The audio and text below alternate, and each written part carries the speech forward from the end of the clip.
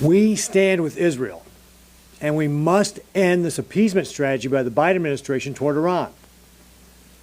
I'm glad the president finally saw some common sense in temporarily freezing the $6 billion. But let's remember, this was a deal cut in secret by the Biden administration, and if the Wall Street Journal reports are accurate, Iran was double dealing with us, talking to Hamas, planning this attack at the same time they're negotiating getting the $6 billion from us. That just shows you the level of contempt that Iran has for the Biden administration. It is naive and stupid to think that if we give them enough money that Iran will play nice. It's not going to happen. This $6 billion is part of an overall package of $50 billion in sanction relief that the administration, the Biden administration, has given back to Iran. This must end. These brutal attacks on our closest ally in the Middle East demonstrate that this must end. We must stop this foolishness of thinking that we can bring Iran around. We must make sure that this stops. And remember, what the Biden administration said is, oh, look, this $6 billion, this is for humanitarian aid. It's for food. How dumb do they think we are?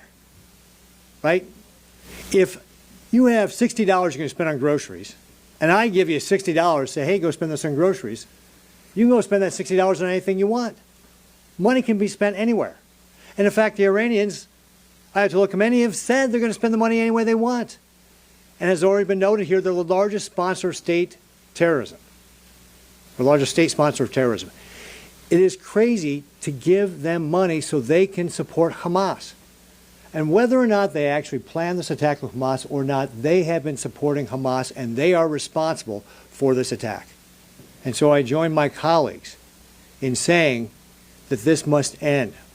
We must stop supporting Iran, and we must send a very strong message that we stand with Israel.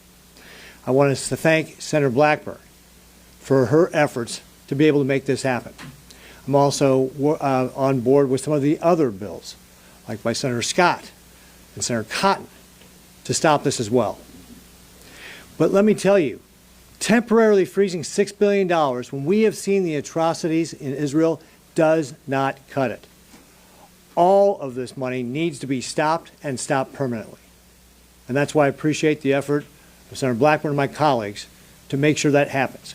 We must end this appeasement strategy toward Iran. We must stand with Israel. Thank you. Questions?